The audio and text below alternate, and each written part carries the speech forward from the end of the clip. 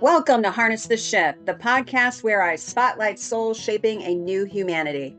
I am Jay, a neurosomatic strategist bringing lived experience and practical insight to help listeners see new perspectives and navigate their own paths. I interview leaders, entrepreneurs, and co-creators and change makers, those who have stepped into their healing journeys and are sharing their experiences and perspectives to inspire others on their path of self-discovery and transformation. During these conversations, my guests share how you can connect with them, and all their details are in the podcast description. Now let's take a moment to meet our guests for today. That moment happened at the bottom of a swimming pool. And specifically, I had drowned. I woke up at the bottom of my swimming pool. And I knew when I woke up that I was calm and I was alone. It was so strange because I didn't panic, which is what you would have thought a person waking up underneath water and then also realizing that you have water in your lungs. And I'm like, how did I get here? And more importantly, I knew, and here's the key thing, I knew I had been somewhere. I knew that something happened and I had been someplace, and the thing and the feeling that I had was the most expansive love that I've ever felt, which is also why when I, quote, woke up under the water, I was calm. It was like I was still filled with this love from where Hello, you beautiful souls. Welcome back to Harness the Shift. I'm Jay, your host. Today, I'm joined by Thayne Martin, an executive leader with more than 35 years of experience in high-performance sales, leadership, and entrepreneurship. But the most powerful part of his story didn't come from the boardroom. After surviving severe childhood trauma and a near-death experience, Thayne developed what he calls the equation of life and abundance happiness, a framework rooted in experiential neuroscience and subconscious transformation. Thayne, welcome to Harness the Shift.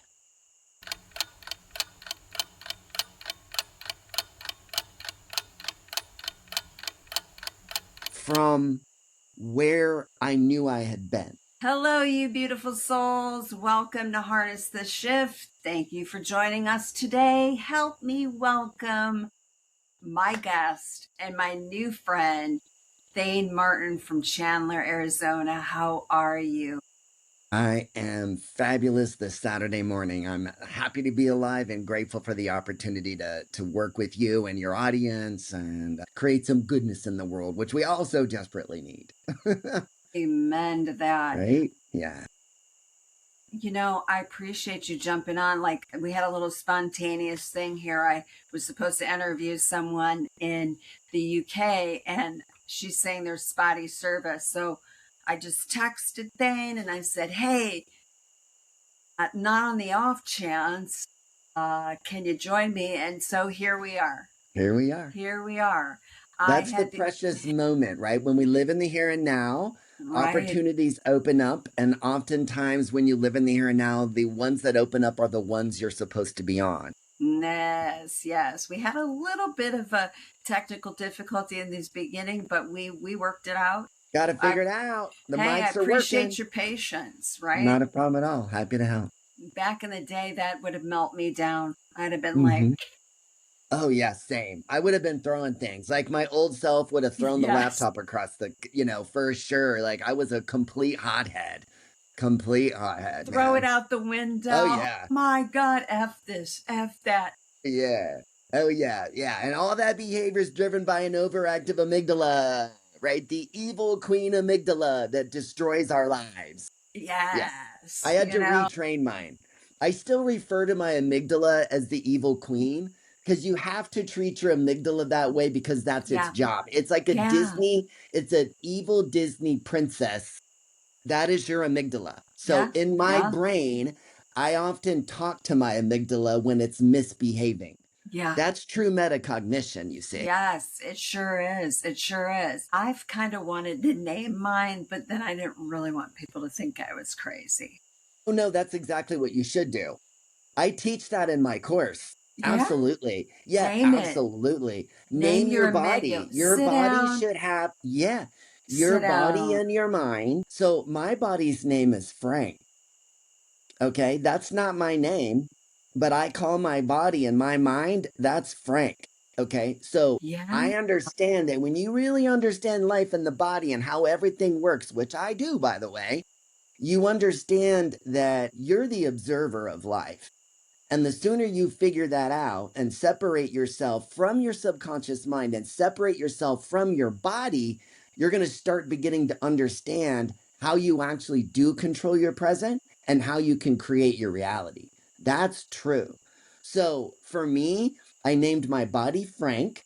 So when I hear something coming from my body that's emotionally challenging, the observer in me, the soul in me, which belongs to Thayne, will tell the body, wait, I understand you're serving up anger right now, but Frank, that's not going to help me right now. So I need to let that go, and I need to focus on my prefrontal cortex now that I've got the evil queen amygdala out of the way. And rationally, I understand that this fear that's come up is from an old tape that is no longer valid. That's Yeah. rational processing. So thanks for Frank. Thanks for serving up fear. And Queen Amygdala, thanks for escalating it and making me panic. But I'm going to make an emotionally intelligent decision here, and I'm not going to follow what you are serving up. That's Yeah. emotional intelligence. That's Amen. metacognition. Mm-hmm. Yep. Absolutely. And you know Yeah. what? You're serving up some emotional intelligence today. Have you read this book? A long time ago. Emotional Intelligence, and it's by Travis Bradberry and Jean Graves. Mm-hmm. Anyone that wants to learn I about mean, emotional EQ is the intelligence. higher. Yeah. Well, EQ is a higher indicator of success in life than Yeah. IQ. Yeah. And that's true, man. Like, how many smart 100. people do you know that are emotionally stupid? And then their lives are generally a wreck too. They're a wreck. Nervous systems are jacked. Oh yeah, nervous system dysregulation causes Yeah. more crap in our present reality than any other phenomena, and that is true.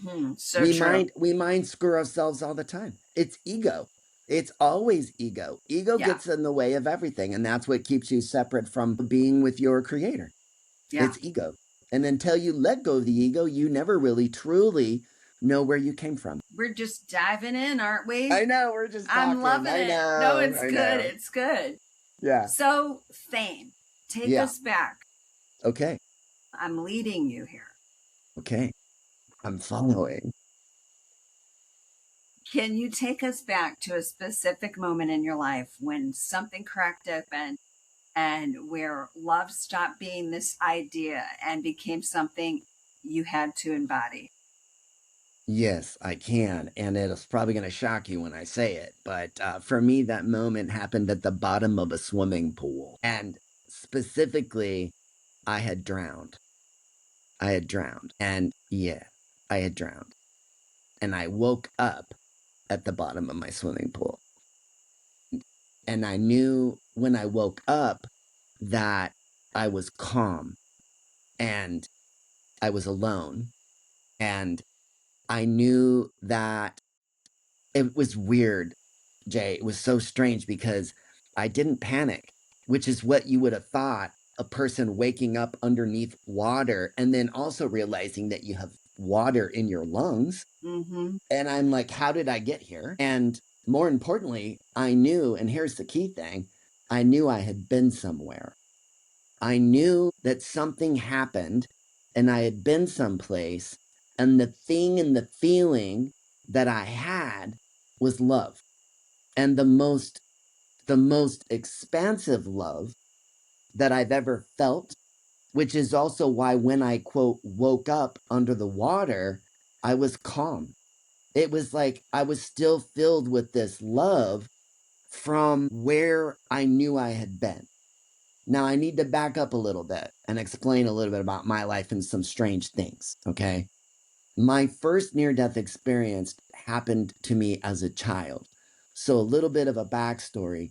I grew up in Phoenix, Arizona, have a beautiful mother, amazing father, great siblings, had a normal childhood, a member of the Mormon faith, raised in a fairly conservative, very, like we lived like we were lower middle class. We sometimes didn't have things, and that's okay. My parents did an amazing job providing, and I had a wonderful childhood from my home.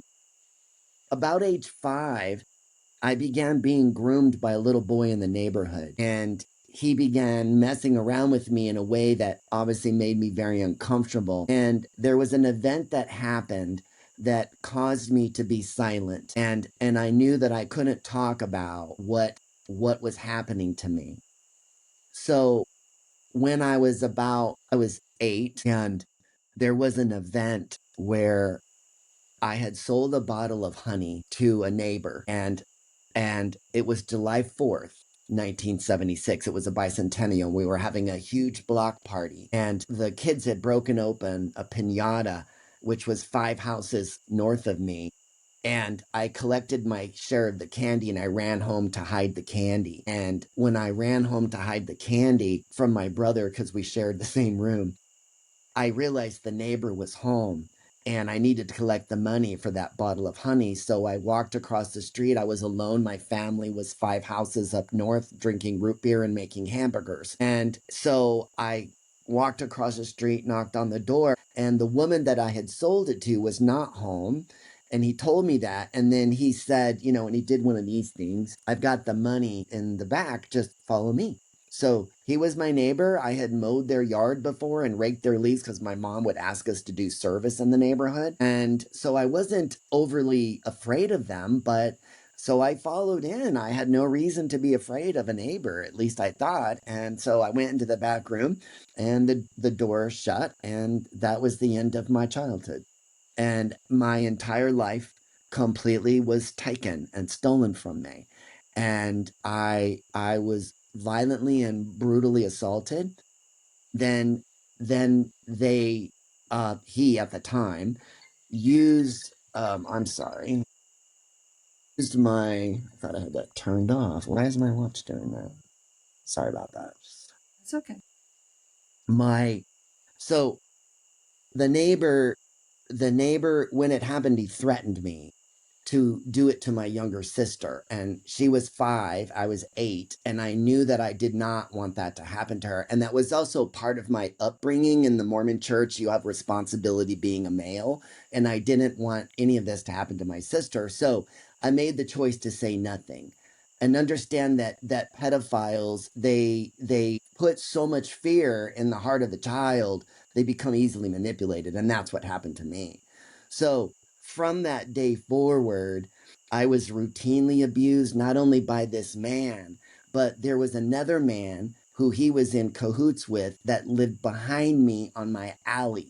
So in Phoenix, Arizona, in this older subdivision, there's an alley that goes between the houses that back up to each other. So the man that I'm referring to was our church janitor. He was an employee of the church, and he lived down the alley from me. So between the man who lived across the street and the man who lived behind me, they knew my movements. They knew where I was. And the janitor had the keys to the church building, which was close to my home. So he knew when the church building was open and when it could be used to abuse children.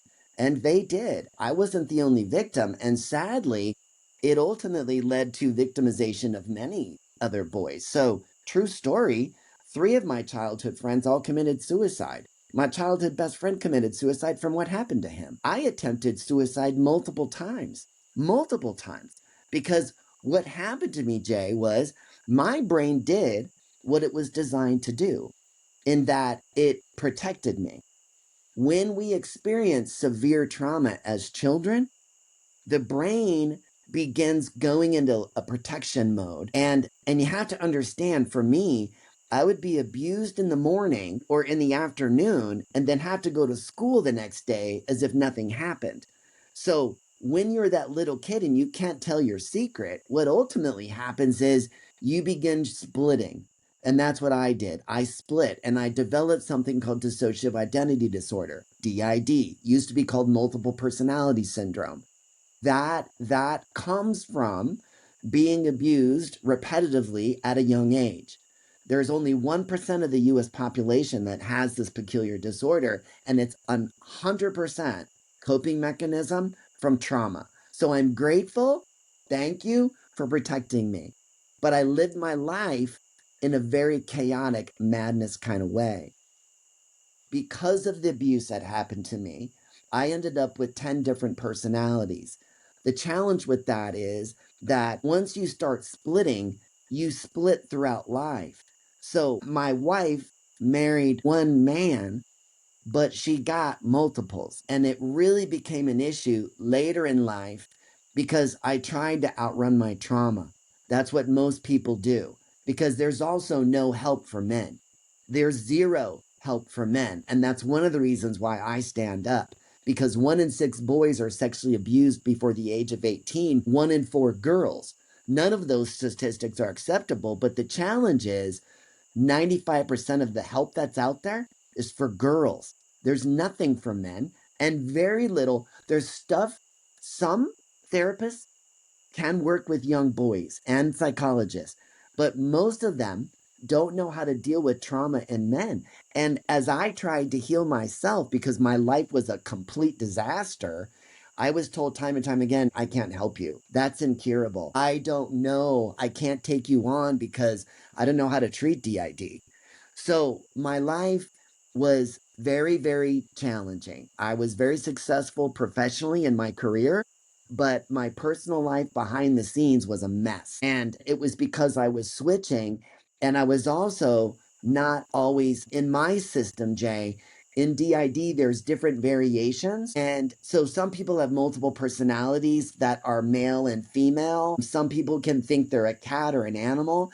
I didn't have any of that. All of mine were male, but some of them were alternative lifestyle, meaning they were homosexual or bisexual or no sexual at all. Like some of my personalities, like, no way, you're not getting near me. Like that was like protective type mode when I would switch into that personality. So my life was challenging. And my first NDE happened at the hands of a predator. They had overdosed me when I was a little boy. And I remember because we were taken to a garage. Sometimes they would take us to places in Phoenix where they would meet and other pedophiles would either abuse us or they would bring their own, quote, boy that they were abusing. So I remember being abused at the same time with a little boy that I didn't know. But I remember seeing him foaming at the mouth and then panicking knowing that they had given me the same thing. So they did overdose me and I ended up losing my life and I came to, okay, in the corner of a room looking down like into the garage, into the room where I was. There was a bathroom in the garage that they could use to shower, right? And so they lost me and then they revived me in an ice bath. They poured ice and there was ice chest that had ice and they poured it in the bath. And that's what I saw in my first NDE when I left my body. And I was in the corner of the room looking down at these pedophiles feverishly trying to wake me up in the ice bath, slapping me, shaking me, calling my name. And I was met by, in my first NDE, I was met by an energy that I immediately knew was my grandfather. And I knew him in my physical life. He had passed away 2 years prior when I was little, maybe 3 years prior. But so when I first had that NDE as a child and I left my body, it was my grandfather that I met. And there were others, they were beings of light and you could see through them, but yet they had the shape of a human. But it didn't matter. I knew who he was. So he held me, which is actually the most beautiful thing was that when I was being revived and they were doing things and slapping me, it was painful, obviously. I could just see them. And my grandfather is like, all right, so here's the thing. You're not supposed to be here. And you can't stay here because you have things that you have to do in your life. And I kept like pleading, but because what you get on the other side is love. And it's not love like you get here. It's love times a billion. Like you can't even put a label on it. So you want to stay and you understand that you are nearby divinity. Like you know that you're in the presence of something. So my grandfather just said, look, I love you. I'll be here for you. And he kind of became my guardian angel from that day forward. And so he pushed me back into my body and I went back into my body. And that is how I woke up in that ice bath. And then it was, your routine. They didn't abuse me anymore that day. Everything that happened was a complete stop at that point. And sadly, I actually don't know what happened to the other little boy. It was somebody that I didn't know from another pedophile that, it was a organized pedophile ring and it ran in my neighborhood and it involved people from my church. Okay. And that's where it gets really evil and challenging because I should have been able to go to church as a kid and be safe and protected. But the problem with most churches, and the LDS church is one of them, it has a lay ministry. So that means that you get called to be the bishop in the ward and you get no training on being an ecclesiastical leader. And yet you're interviewing and giving mental health counseling to children and adults. And that is one of the reasons why like pedophilia and these kinds of things are prominent, not only the Mormon church, in many churches, because they don't do background checks on people that are working with your children. To this day, as far as I know, because I'm no longer a member of the Mormon faith, they do not do background checks on leaders that work with children. It's preposterous because that is exactly how pedophiles get inside of these organizations. And not only that, but they're not qualified. Okay? So here's what's evil and twisted. When you turn 12 years of age in the LDS church, you are regularly interviewed by your bishop for moral cleanliness. And what they're looking for as a young boy is to see if you masturbate. Because in the Mormon church, masturbation leads to homosexuality. That's what they tell you. And then they tell you that if you follow that path, that that is a brutal, brutal sin and you will go to hell.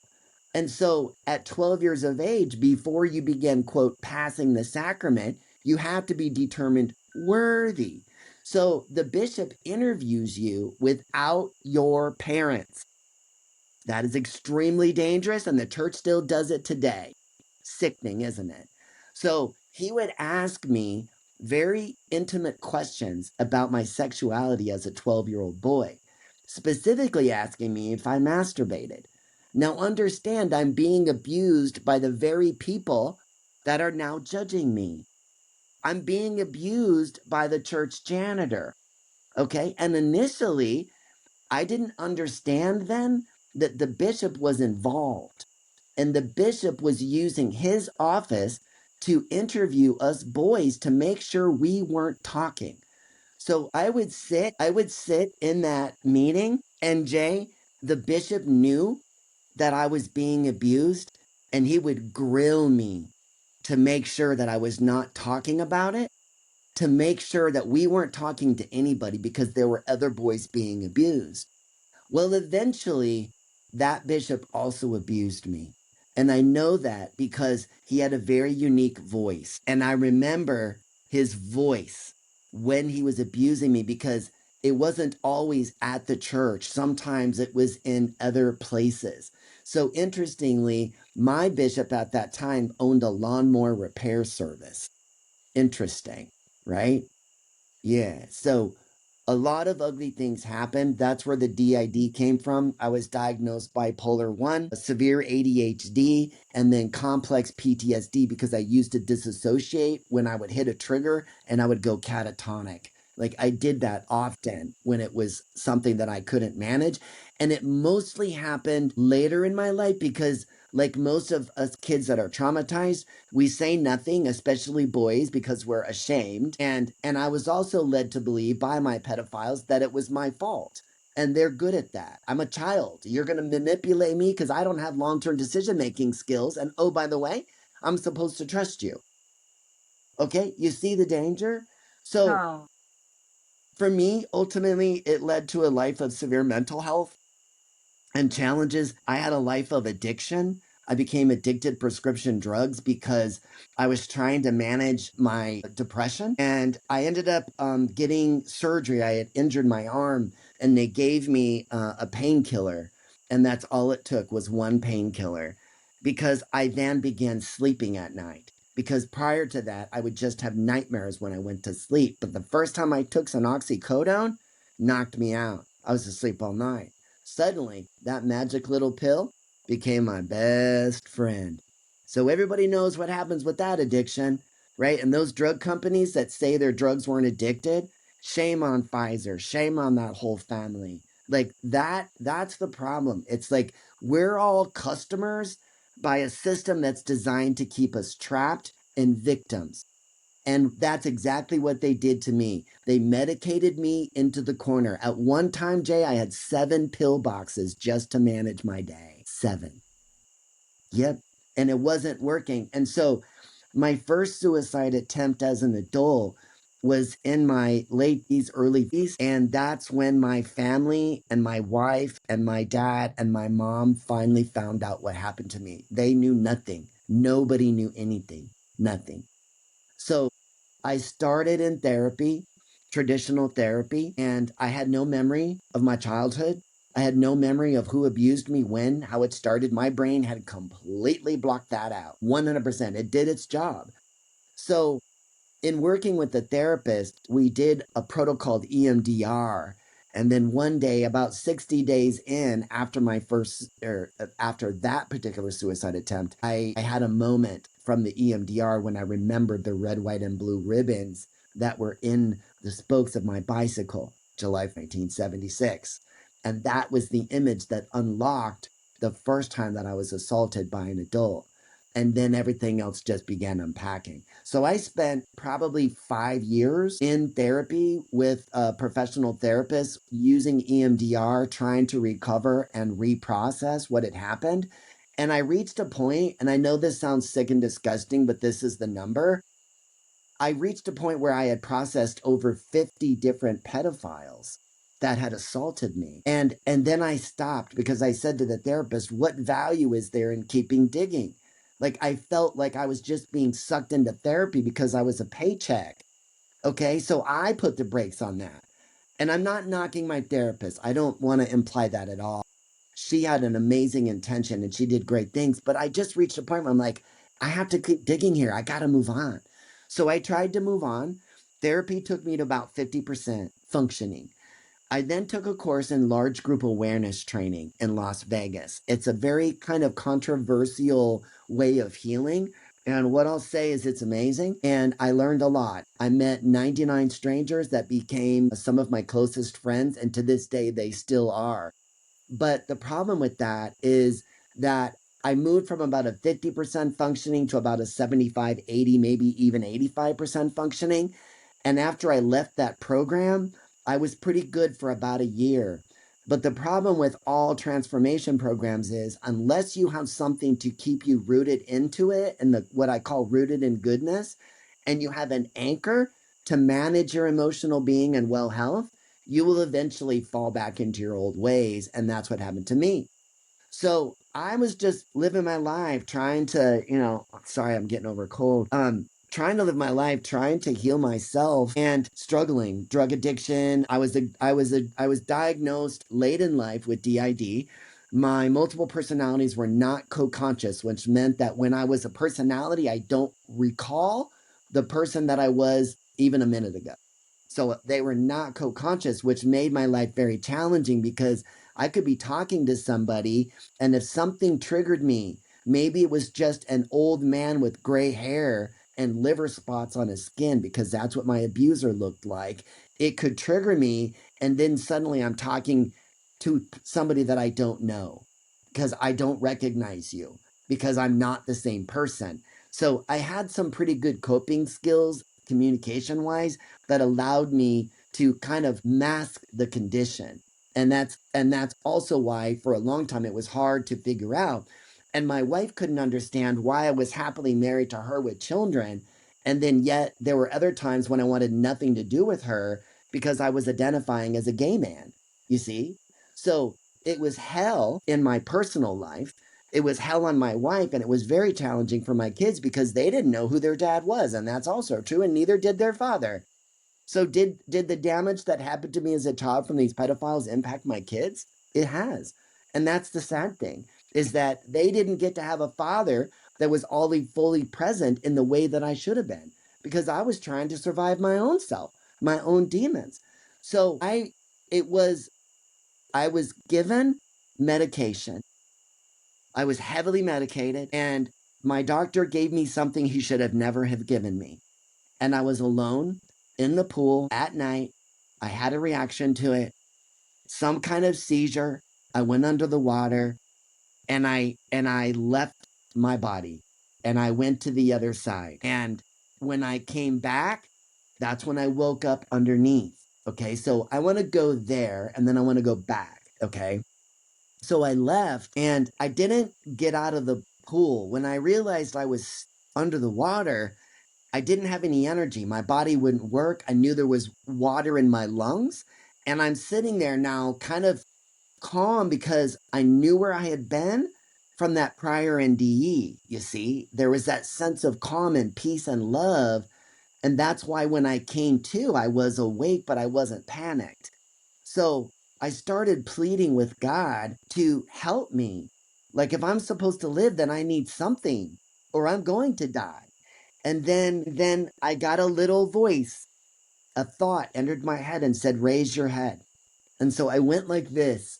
And when I did that, there was a pocket of oxygen that had gotten caught in an area in my neck that is a void. Okay. A couple of years prior, like about 6 years prior, I had cancer. I had an enlarged thyroid, and I had a golf ball sized tumor and a large marble sized tumor. And it was expanding. So when they took that, they took my thyroid and a big part of the inside structure of my neck. So when I had that seizure and went under the water, sometimes when I take a big breath in, it'll get caught in that pocket that exists in my throat. So when I died that day, when I went under the water, it was that pocket of air from me having cancer that actually saved my life, because I got that burst of oxygen, and I realized that I could, if I wiggled my body, which is all I could get it to do, and I could find a way, I could surface. And that's what I did. I surfaced just like a whale, and I spit out what I could, and I took a huge breath in, and my body would not respond. Like, I couldn't like swim. I was like sort of dog paddling, floating, trying to make my way to an area of my pool where I could stand. And I found there's a shallow area where my grandkids can play. And I just laid there for a good hour because I wasn't able to move. And I just laid there, and I looked at the stars and the moon, and I was fascinated by that. And I knew right then that I had died and I had been someplace. Because here's the weird thing, Jay. I went into that pool with 10 personalities, and they were not co-conscious. I had no knowledge of them or when they were present. But now I'm out of the pool, and I'm somebody, but I'm not any of these 10.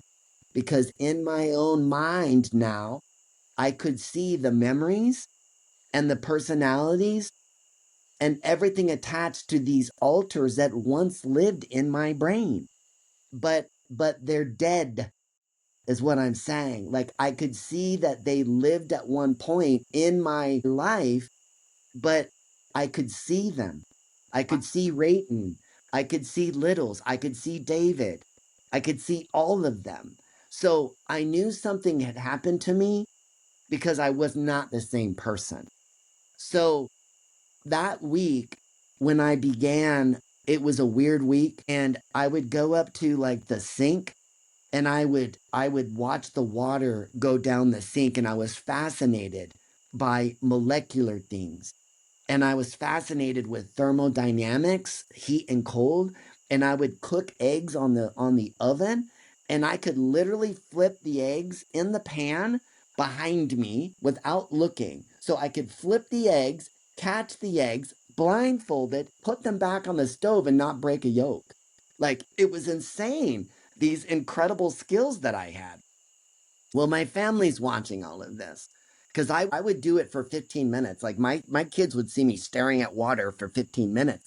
So ultimately it scared my family big time. And I and I I and I ended up due to yeah, I was hospitalized not only because of mental, but physically. I was not all the same. Like my speech was slurred, my balance was way off. So I spent a week in the hospital. And all I will say is that week things started coming back to me. And I started remembering where I had been that night when I drowned in the pool. And things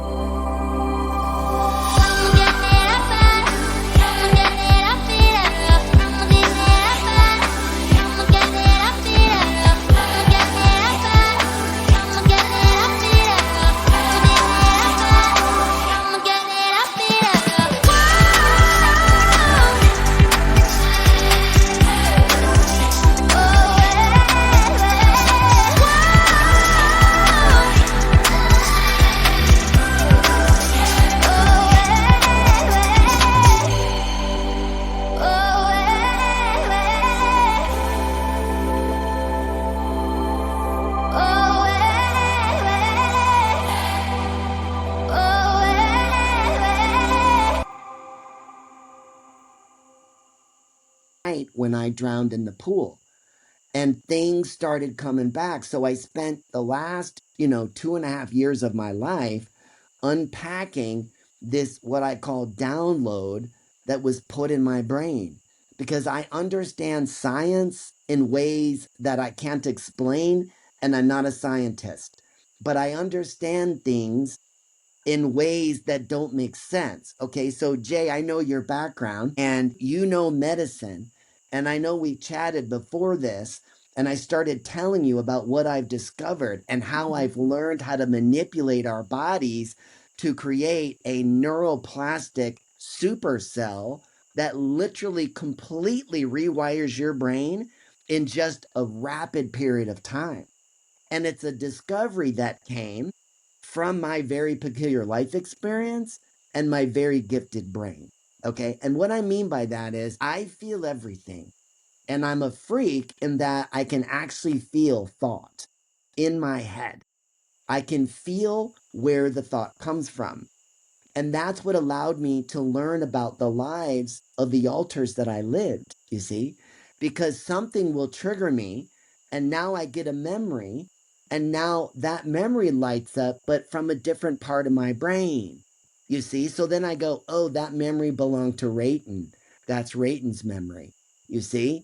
Or a different memory surfaces, and that's from my childhood. That's actually from one of the smallest altars named Littles, who was not he didn't communicate. Littles wasn't capable of communicating because he was a broken child. So I now have all of those to this day. I have all of the memories, and the neural pathways are there, and I can use those neural pathways, but it's not automatic, and it's not something that resurrects. So I don't have DID anymore. My psychologist said that the only risk I have is if I was ever re-traumatized in the same way. So if somebody other physically assaulted me and it brought my brain back to that panic mode, he said it would be possible that it could re-trigger the system. So I always have to be cognizant of that, and I pay a lot of attention. There's so many things that never enter my field at all. Like, it just doesn't. So I learned something about this crazy word called gratitude. And I had an experience, Jay, where one morning I took a photograph of the morning sun and I posted on social media, and I got all these responses about it being positive. And I asked, what are you thankful for? And all of these amazing people who I didn't really know started telling me about gratitude and how what they were thankful for.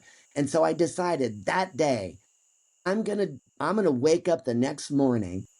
In fact, I'm gonna wake up every day for 365 days, and I'm gonna watch every sunrise. And oh, by the way, I'm gonna hit live on my phone, and I'm gonna talk about this journey with my family and friends. So that's exactly what I did. And I wanted to know what would happen to me if I got up with the sun every day. And the second thing was, I need to learn this word gratitude. So, like everybody else, I started a live podcast from the park using Instagram, just going live, not really wanting to be visible in the world, just family and friends. That's it. I had no desire beyond that. But what came out of that was this uncanny neuroscience technique that I developed. And it was by complete accident. Because I tried like what everybody else does. I got a list of paper and I wrote down every day what I was grateful for. And it was helpful and it did make me feel good. But I also quit doing it pretty quickly because it became laborious. It didn't work for me. So then I downloaded an app. I thought, well, I used my phone, maybe that'll help me engage better. It's in my workflow. Let's try that. That turned into be a nightmare because it just would constantly ping me and make me feel bad for not being grateful. So eventually the notifications got silenced and then I deleted the app. Okay, so I'm still broadcasting live every morning on my podcast. I'm like talking about me trying to write my life and fix gratitude. And then I taught my friend, his name is Logan, and he joined me at the park. And I call him my brother because he's like a brother to me. I love this man dearly. And he also came from a horrific past. His was worse than mine. He had everything that I had and then some, okay, including paranoid schizophrenia. So we're all dealing with really piss poor mental health, just trying to survive. And then one day I was working in a field that required me to be out on the west side of town. And I could not find a restroom. I needed to go to the bathroom. On the west side, most of the restrooms are closed to the public. So I'd go to a gas station, out of order. Go to the next gas station. This one's open, but not to the public. By this time, I'm literally about ready to wet my pants. I'm just at that point. So I pull in, I find another, I see a Carl's Jr. I pull into the Carl's Jr. They have to be open. They serve breakfast. Pull up to the side, grab the door, locked. I see a sign that says this door does not open until 11, and I see a girl inside. So I I hurry, run around the front door, and as I'm walking in, she says 4623. And I'm like, I don't know what that is, but I'm moving. And she saw that I was beelining to the back. Okay. So I get there and I find that I need the code to get in. And I remembered the code because that's what she said to me when I walked by. And so I took care of business, and we all know when you got to go and then you're good, you feel a lot better. So I walked out of the bathroom feeling much better. My body felt better. And then I thought to myself, I would have wet my pants had I had to have gone back and asked for that code. So I need to go thank this girl for giving me the code. So I walked up to her. There's nobody in the restaurant, nobody except the people in the kitchen. It's just her. She had a name tag on. And I looked at her name tag and I said, Carla, I know you don't know me, but my name is Thayne Martin. And I need to thank you right now from the bottom of my heart, okay? I said, I came from the west side and I needed to find a restroom and I couldn't find one. And I was literally about ready to wet my pants. And I'm sharing with this you because I want you to understand something. I want you to understand that even though you're at this counter selling burgers, you're still influencing the lives of people, and you greatly influenced my life today. And this point, she's paying attention to me and she's looking at me like, well, I don't quite get it. So I shared a little bit about that I was traumatized as a child, and that because of that trauma, had I wet my pants, it would have humiliated me and it could have triggered me into disassociation. But I didn't. I didn't trigger at all. And in fact, I realized that I needed to pour my love into this woman for being so kind. So I said to her, I said, Carla, you kept me from humiliation. You kept me from being able, I can go run my appointment. My boss isn't going to be mad at me. And this all happened because you made the decision today to come to work and to be a open-hearted, kind-centric person. And I said, I owe you more. So I grabbed my wallet and I had $100 bill that I only used to give it away. That's true. And I knew that this bill didn't belong to me. So I looked at her and I said, Carla, I know that in the future you're going to have the most amazing life because of your heart and the person that you are. And I also know that working fast food, you don't make a lot of money. And I know things can be challenging. And so I'm going to give you this $100 as my way of acknowledging the goodness that you shared with me that you did not have to do. And about this time, I noticed something. She's starting to cry. And then I noticed something about me, and I started to cry. And so I continued pouring love into this woman named Carla. And she grabs the corner of the bill, and I've got the other corner of the bill. And I said, now here's the deal. You have to promise me that you'll spend this on yourself. Okay. But I also know that if you don't need that money, you're going to give it to the next person in line that can't pay for their meal. And I let go of the bill.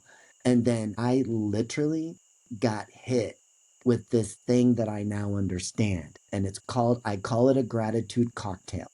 And it is a very, very specific phenomena that I experienced at that moment. And it was nothing but the most intense love I've ever felt. The love as close to the love on the other side I had ever felt. So I thanked her profusely. I left happy, abundant. I felt like $1,000,000. So I said to myself, that is how you learn gratitude. So I went into the world and I tried to do it again. Okay. And the next time I did it, it didn't work. I didn't get what I call the cocktail. Why? Why did I get that feeling this time, but not this time? So then I tried it again. Same thing. It felt good. Didn't get the cocktail. How do I get this? I want that feeling. So I started testing it out until I determined exactly what it is that causes this. So this that I'm referring to is the most healing ability that our natural bodies have to rewire our brains and our subconscious.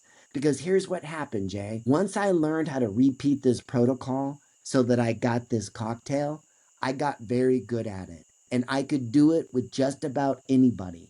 There's very specific things that have to come into play. And I've done the research now and I know exactly what the science is behind what I have discovered. So in just a short period of time, my subconscious mind completely rewrote itself. And understand that my brother Logan started this the second day. And if you went back to the first days of 365 days of my podcast, you'll hear all the conversations as this thing was developed and we figured it out. So he went into the world, Jay, with this technique and he had success with it and he got the cocktail. Well, lo and behold, about 3 days after he learned this protocol, he had a moment in time, just like I did. And it's like a light bulb goes on in your head. And suddenly you are not the same person. And you know that. And you feel different. You feel free. You feel awake. You feel alive. So what happened? Because here's the thing. My brother, who had all of those mental illnesses that did not drown in the pool like me, he suddenly healed decades of trauma. Okay? So this man now no longer has trauma. He was on the system, on the disability system since age 21. Okay? Now he has a full-time job. He has a girlfriend. He has a life. He takes no medication.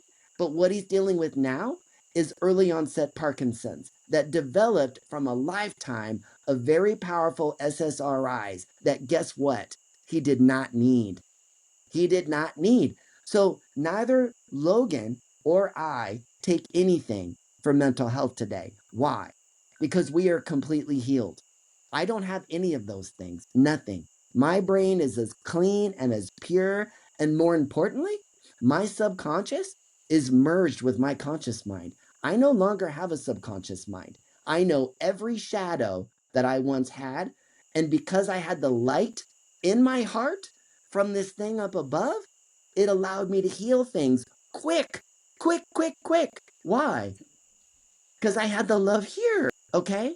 So I learned literally the most powerful way to help a human being heal themselves.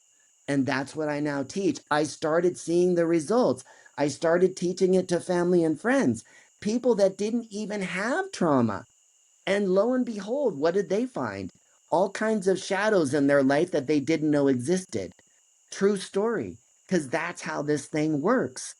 So I went on a path of discovering. I studied neuroscience, I studied psychology, psychiatry, drug profiles. I've done extensive research about this protocol. And then I realized that this was what my purpose in life is. I know that I died in that pool so that I could learn this technique and be able to teach it to people so they can heal themselves. So I started itspurelove.com to do just that. And so I don't work like most people, Jay. I work on a donation basis, and I work on a basis called abundance, which is a principle that God taught me that I now live. So I wrote something called The Equation of Life and Abundant Happiness. And it's actually a course that uses, I use a deck of cards to teach with, because experiential learning is so far superior to reading. When you read something, you retain 10%. When you experience something, you remember 90%. So if I can experience gratitude and I can experience unconditional love in a certain way, it will release this cocktail and it will rewrite my brain.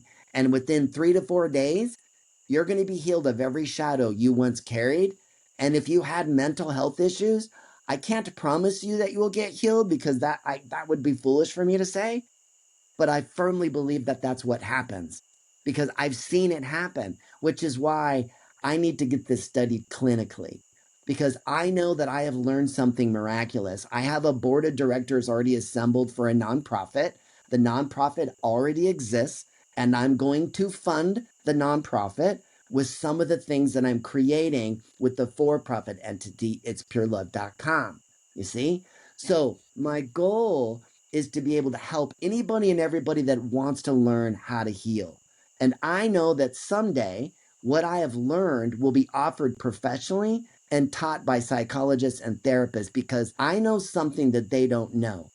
And the reason I know that is because I have a brain that feels my brain. I have a brain that can feel my amygdala. I have a brain that I can feel my prefrontal cortex. So in my course, what I teach you is awareness. I teach you awareness first, because if you can't stay present in the present moment, you're never going to be able to heal.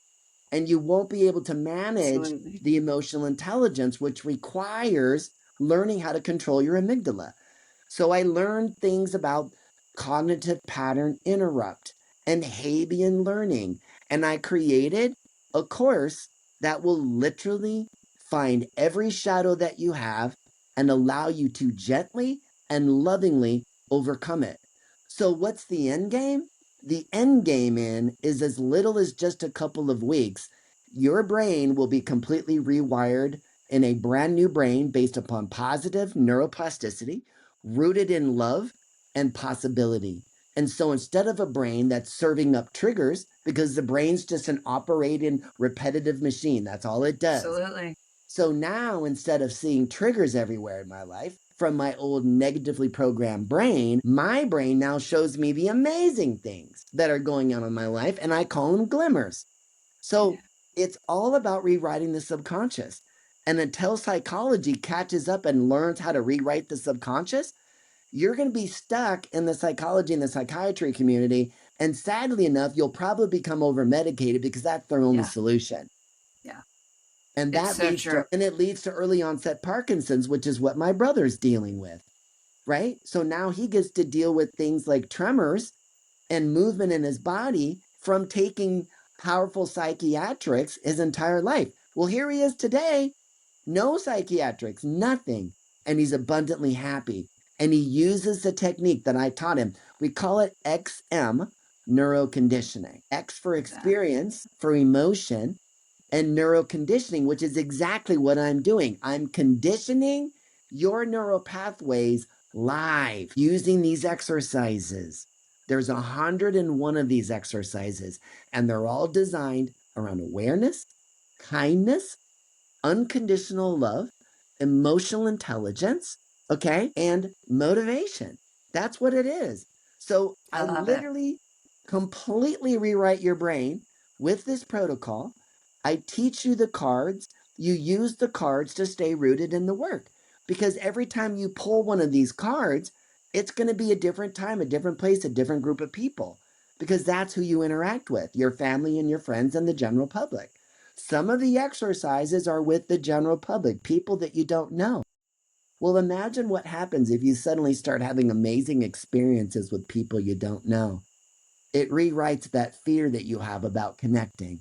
And suddenly you walk through a world full of amazing possibilities, because that's the life that I live today. My life, I pinch myself every day that I am lucky enough and grateful enough to be here, to know what I know, and to know that my purpose in life now is not to return to corporate America. I could go back to that and I'd make an immense amount of money just like I once did. But I don't care because I'm not driven by money. Okay? I'm not. Show me another coach or anybody that's running a program where you determine the price. Okay? You show me a program that does that and then guarantees the work, because I work on abundance. That's how it should be run. All right. Now, what is the equation of life and abundant happiness? It's mathematical principles, because God showed me that everything in the universe is organized and designed by math. That is true. So if you understand that the laws of math and physics apply to matter in the cosmos, we are human beings and we are composed of the same matter, and our emotional energy is also matter. So therefore, it follows the same principles of balance if we apply mathematical principles to our lives. So what does it look like? Here's the most beautiful thing. When you learn things experientially, you can easily remember them. And for everybody that's watching right now, you already know the formula. I just got to teach you what they mean. So in grade school, we start with what? Addition. You learn that in kindergarten. What is addition? In the equation of life and abundant happiness. Addition means I add those things in my life that bring forth goodness and joy. That's it. Okay, what comes next? Subtraction. Subtraction is about letting go of those things that don't serve me, that hurt me, that bring forth negative energy, and I don't need them. Let them go. So what does God expect us to do? Balance. He expects us to add and subtract and maintain balance. Balance? 160 degrees. It is not this. It's everything in your life. And you can do that in the magical what? Here and now, the present moment, because that's where God lives and that is where God works. God does not live in your past. God does not live in your future. It's right here, right now. So add, subtract, create balance. What's next? Multiplication. What's multiplication about? That's about taking your action, your intention, letting God know what it is that you're trying to do, and allowing and aligning with that higher power. Here's the truth. When we make our decisions in love, in all things, we cannot make a wrong decision. So when I multiply, I want to do what's going to create the most abundance and goodness in the world. Okay, great. So what happens? I had $100. I put action and intention and the higher power, and now I've got 1,000. What do I do with that 1,000? This is important. There's something called the principle of abundance. It's something that I teach along with 19 other principles that God shared with me. They're in that book of knowledge that sits in my brain that I took 2 years to get out. Okay? One of those is the principle of abundance, and it goes like this. When you have something, the value of abundance is in your heart. Okay? So what I mean by that is I had $100, God grew it to 1,000. I only need $700 to pay my bills that week. But God understands that as humans, we also need a little bit of safety. So God says, well, Thayne, what more of that do you need to make you feel safe so you can save for a rainy day and still function well in the society? So I said, okay, God, I guess I would need another 150. So what does that mean? That means I'm taking 850 of this 1,000 and that other 150 is excess. All right. What do we do with the excess? That's called division. And division is about putting that excess love that you created with God and giving it back to your fellow man. We're supposed to give it away. So division is about spreading goodness. It's also about dividing burdens. So if I've got something difficult happening in my life, division is about encouraging and sharing honestly and openly with my friends and family to help me carry the burden. That's division. All right, add, subtract, multiply, divide. So everybody listening now knows the formula. There's one that's missing, and that is the equal sign, because the equal sign is gratitude. And when you live in gratitude, it becomes a way of living. I teach in my course this phrase called dare to be second, and I share it with everybody because it has meat when you understand it. It is daring to live in gratitude. It takes courage to know that you are not always going to be first. So it does take courage, which is why I use the word dare. I use the number two, not the word two, the number two, because it takes two people to create gratitude entanglement, which is actually the process that I created that will deliver this healing cocktail. All right, the number two. The word be is because gratitude is a state of being when you live in gratitude. And then the last word is second, SECOND, and it goes back to a second of time, the precious here and now, and the most important position in the world is second place. Here's why. When you die, and you understand how everything works and how God works, you're going to understand that God put us first. That means God is what? Second. So on the left side of the equal sign, God puts me first and God is second. In math, we have to balance the equation. So on the right side of that, this is my responsibility. Who do I put first? God. God is first, and I am second. And when I do that, I achieve perfect balance. We achieve what God wants us to achieve, which is the state of neutral, because God lies in neutral. So I teach balance, I teach neutral, I teach abundance through unconditional love, kindness, awareness, emotional intelligence, and the most important word in the world, gratitude. Because gratitude is the spark and the fuel for love. So that's my life. That's my story. And I'm abundant. I cannot, I pinch myself every day. I do not have any of this mental crap behind me. Yeah. And it's just smooth sailing for me now. It's like I said, I keep pinching myself that this is my life. And I've never been this happy. So, and all the I'm people literally I've blown taught, away.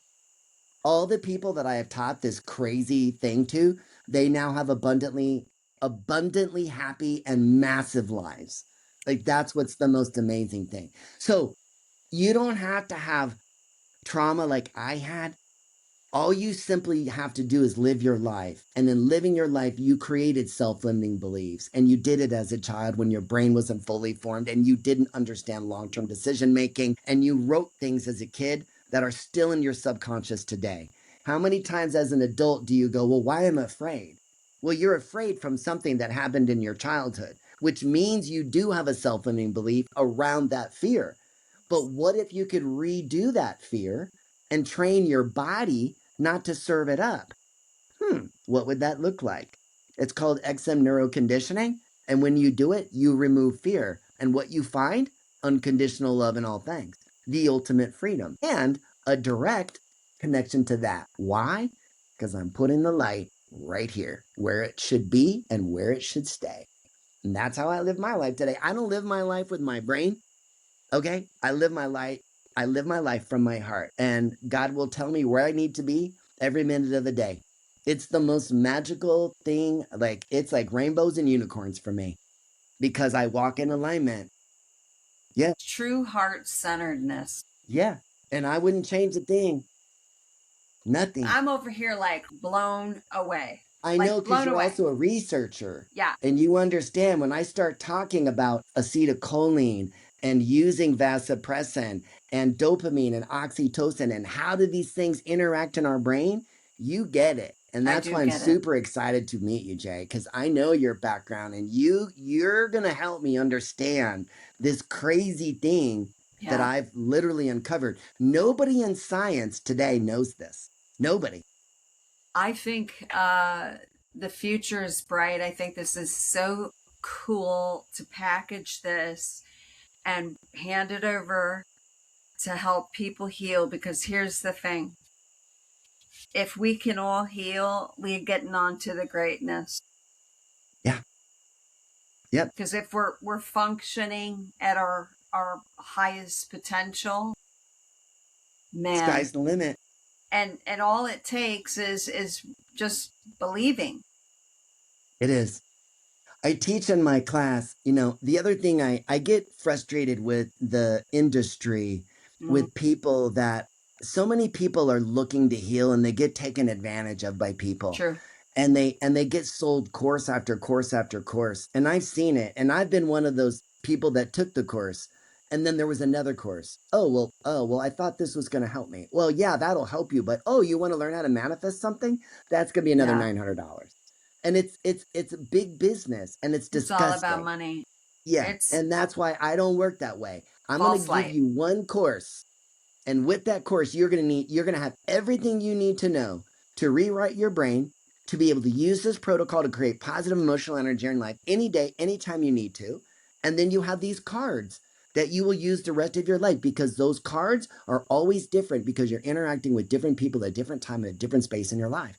So I'm literally giving you the entire thing. And I'm also teaching you something about manifestation, because God taught me exactly how to do it.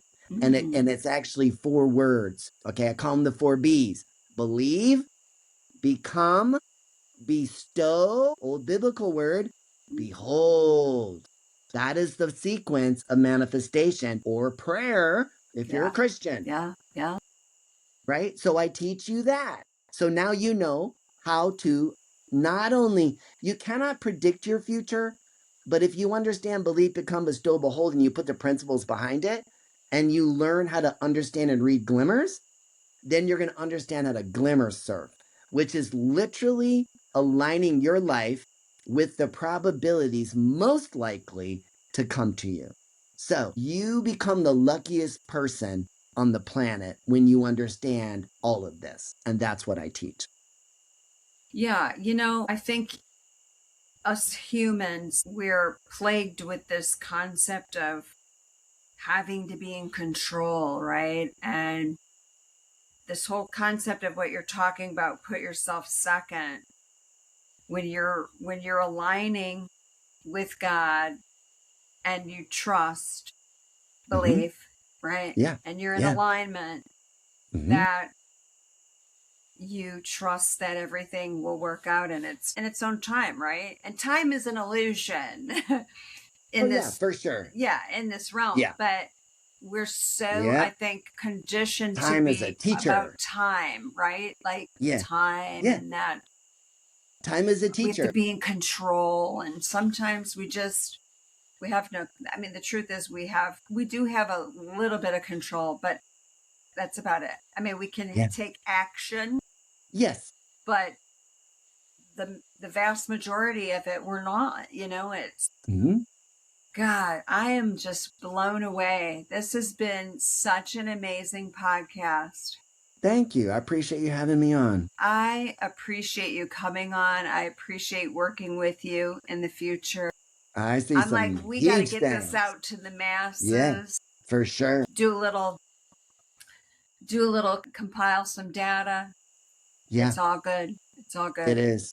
Yeah. Thank you for the opportunity to be on your show. It's always a pleasure talking to you, and I love your energy and I love how you show up in the world, and I'm really looking forward to a future that I know you have a piece of it. It's going to be a blast. Thank you so much, Thayne. Absolutely. I feel the same way. Yeah. Isn't it beautiful how the world connects people? Yeah, When you and I walk in appreciate you alignment and putting you're creating goodness, it's just good people start coming, because it's a lonely path. yes. This is a lonely path, and those of us that do this kind of work understand it.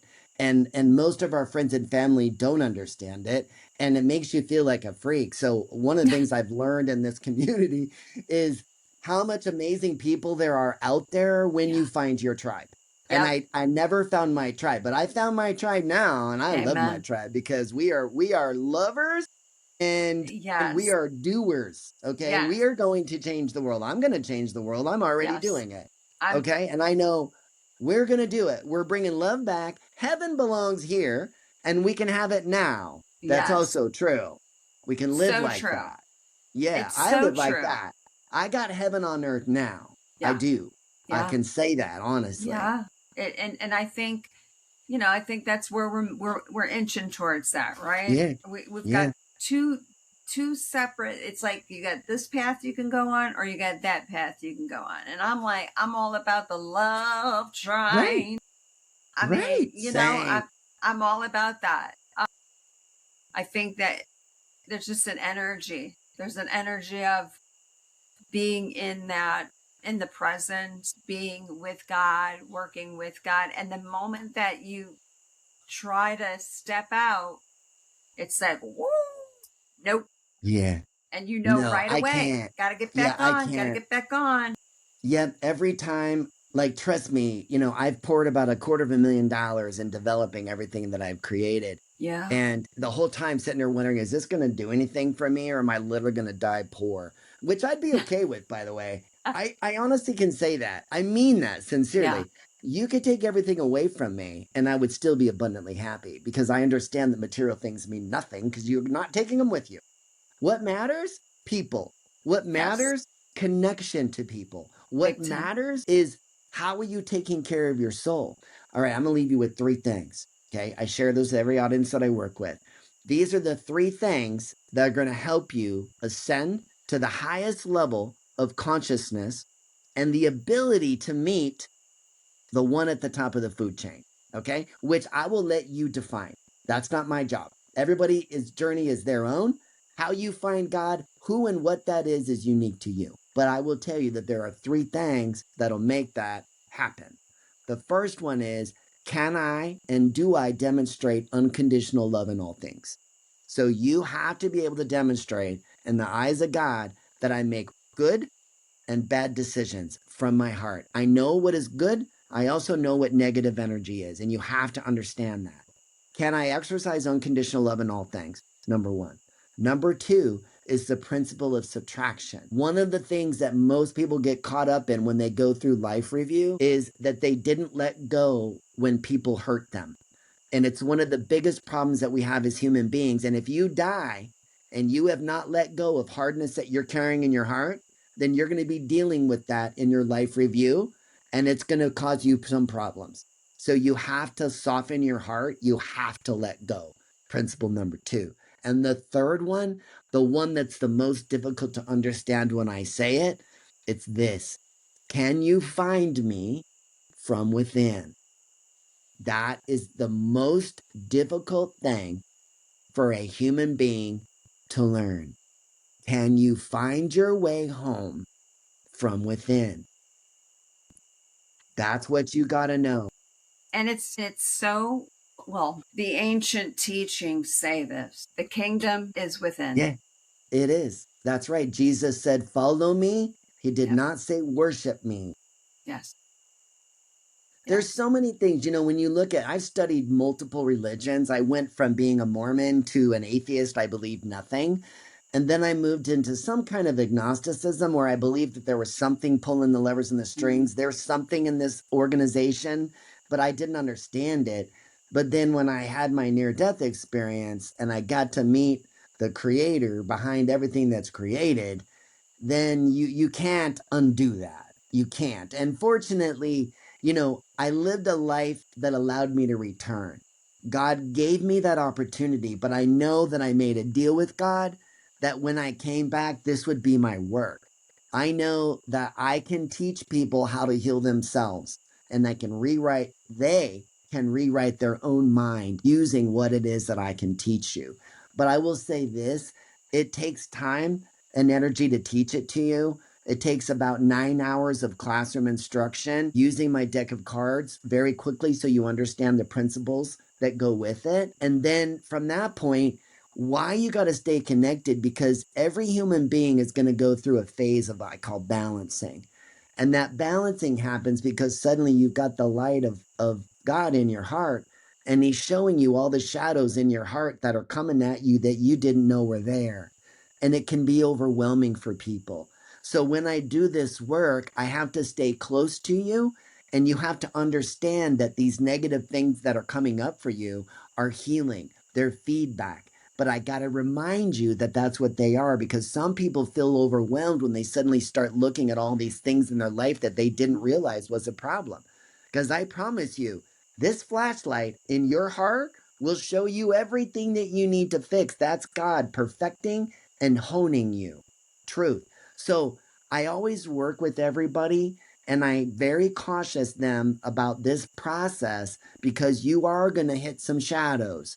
And I'm going to walk you through those shadows. But here's the difference. I'm giving you the protocol, which means at any time I can go into the world and I can create this gratitude cocktail, and I can heal myself instantly if I'm feeling negative.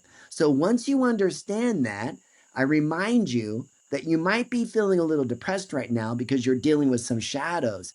So go into the world and use the protocol.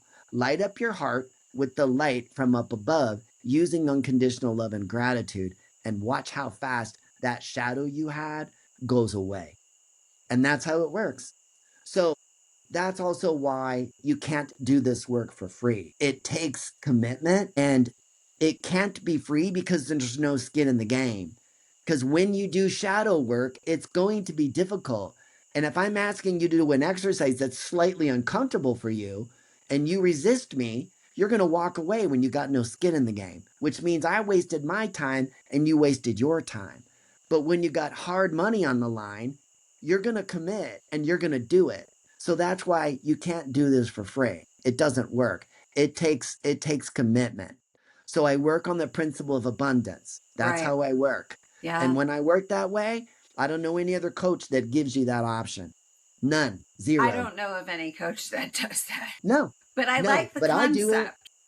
And I'm like the telling you, it's concept. working. It works amazing. I love it. It's interesting that you mentioned glimmers, right? And I know when you and I first spoke, like there was something that moved in me, right? And so I sat the afternoon after we talked, and I just kind of had a review of some things. And I've been working on that, right? Processing some things over the last couple of days. And so I went to go down and get a refill of my coffee. Mm-hmm. And I'm a coffee drinker. I love coffee. Love that. Cheers. Cheers, right? The magic bean. I love that bean. Yeah, I know, right? It just tastes good, and it warms your bones on a cool day. It's rainy here in the Pacific Northwest, which is not abnormal, but we've been a little spoiled this winter. It's been sunny, more sun. So I said, I need to go get a refill. And I went downstairs, and I'm at the sink, and I'm looking outside, and I see a stellar jay, not just a blue jay, a stellar jay. So the stellar jay is a blue bird that has like a black mohawk. Okay. They are absolutely stunning. I don't think I've ever seen one. Where I used to live, they used to come all the time and sit on I had a little like bird bath, and they would come and sit on the bird bath. And so I saw not just one, but 4. And they were all like, and that's a glimmer. And I was like, oh, okay. And so what's cool about it is they're called Stellar Jay. Stellar Which is your name. Which is my nickname. Yeah. My real name is Jamie, but 4. That's my nickname. And I saw 4. And so I did a little research, and I want to share this. So I was working through these heavy emotions. I see these. And so the number 4 is a 4, meaning a number of foundation, stability, and alignment. Stellar a cosmic signal shining brightly in my awareness. Blue jays are often messengers of clarity, boldness, and protection of energy. So I'm doing the work. My path is supported, abundance is flowing, You are and I'm walking in stepping alignment. forward with confidence and Yeah. clarity. Yeah. And I was like, and what? anytime you see a 4, Yeah. okay, like Yeah. in my course with people that work with me, I teach you that the sign of love is this, okay, because there's 4 letters in the word love. So when you hold up 4 fingers, you're saying LOVE. So when you see the number 4 and it's in your field, like if you see 444 in your field, that's a glimmer, and that's God saying hello to you and he loves you. That's what 444 is. So And you then, saw 4 blue jays, and yeah, you're right, all kinds of symbolism in everything that you just saw. big So time. that's evidence, Jay, that you are on the right path. This is what you're supposed to be doing with your life. And as long as you keep seeing glimmers, then you know you're good. Okay? When the glimmers stop, you have to first say, have I done something that's caused my heart to darken? Because there's only 2 reasons glimmers go away. I've either stepped away from the path and I'm not in alignment, which means I need to correct it, or I've actually peaked at the top of a probability wave. And that means that I need to learn to be quiet and give God time to show me what my next move is. And that's how you learn how to glimmer surf. So we talked a little bit about that, and I don't have time to talk about it today, but that is how I live. I glimmer surf, man. And when you glimmer surf, life is literally smooth sailing. I love it. Can you give us the 4 B's again? This will be a good time to recap that, I think. To recap it, it goes back to 4 things. The first word is believe. And you can't get anything in life, and God will give you nothing if you don't believe yourself. So you have to believe at 100%. 0.1% will keep you from getting what you're asking for. Okay, that's faith. Okay, belief. The next one's become. Become is about embodiment. It is literally saying to God, if I'm looking to be abundantly wealthy, then I need to act as if I'm wealthy today. Today. I don't need to wait to become wealthy. I'm wealthy right now. So when you embody that and you become that, you're showing God that you believe it so much, you're spending the money as if you had it.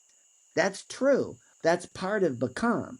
Okay, so now I balance. That's action aligned with intention, and now I'm multiplying. Okay, that takes you to the next word, which is bestow. Bestow is the time that God needs to put all the variables that need to be in play for you to get what you're trying to create. The problem is everything is a wave in life. So the downward side of this wave, that is the bestow phase.